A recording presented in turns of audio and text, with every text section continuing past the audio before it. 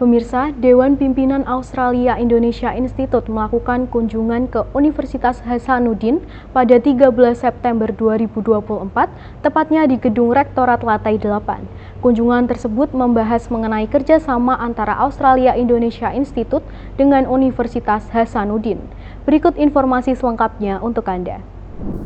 Australia Indonesia Institute didirikan pada tahun 1989 yang bertujuan sebagai wadah perkumpulan, pertukaran dan penyebaran informasi, serta sebagai sumber saran untuk mendukung, mempererat dan mengembangkan hubungan antara masyarakat Australia dan Indonesia. Dewan Pimpinan Australia Indonesia Institute melakukan kunjungan ke Kota Makassar pada 13 September 2024. Dalam rangka kunjungan tersebut, tim dari Australia Indonesia Institute melakukan pertemuan dan diskusi bersama penerima hibah AII dalam hal ini ke Universitas Hasanuddin mengenai bahan bangunan rendah karbon dan membahas mengenai proyek inovasi Unhas yang berhasil lolos untuk tahap pendanaan oleh Australia Indonesia Institute. Nah, Australian Indonesian Institute ini melihat bahwa Universitas Hasanuddin itu sebagai salah satu universitas yang cukup terkenal, dan bukan hanya terkenal tetapi ternyata kita juga itu dinilai oleh mereka ya itu layak untuk kemudian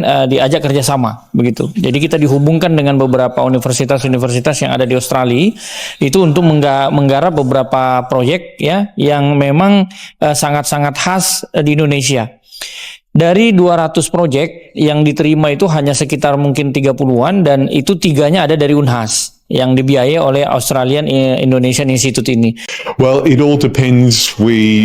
If Hassan University sends us grant requests, then we will hopefully be able to give them money to enable those research projects to continue. But every year we await the requests from Unhas and from Australian universities to see. But our hope is we have an increasing budget and we have a very strong commitment to working to collaboration with Eastern Indonesia, and that's part of the Australian government policy. So we hope to be able to give more money in future to the kinds of projects that are now running between Unhas and Australian universities such as Murdoch and Swinburne.